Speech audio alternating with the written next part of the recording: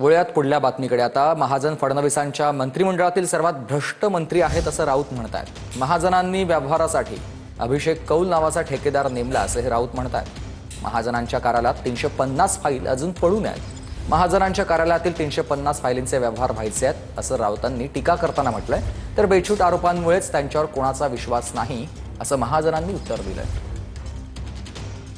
350 file Girish Mahajan यांच्या मंत्रालयामध्ये पडून आहेत, कारण त्या 350 फाईलचे व्यवहार व्हायचे आहेत आणि सगळे व्यवहार मिस्टर फडणवीस, लक्षात घ्या मी काय सांगतोय ते, आणि सगळे व्यवहार हा अभिषेक कौल नावाचा ठेकेदार आणि बिल्डर जो नेमलेला आहे गिरीश महाजन यांनी तो करतोय। पण या राज्याला कळलं पाहिजे काय लायकीचे मंत्री फडणवीस यांच्या मंत्रिमंडळामध्ये आहेत। गिरीश महाजन हे फडणवीस यांच्या मंत्रिमंडळातले अत्यंत भ्रष्ट मंत्री आहेत।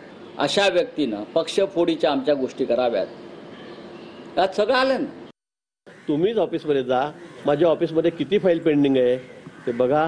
209 फाईल आतापर्यंत माझ्याकडे आलेल्या होत्या मंत्रिपदाचा भार घेतल्यापासून।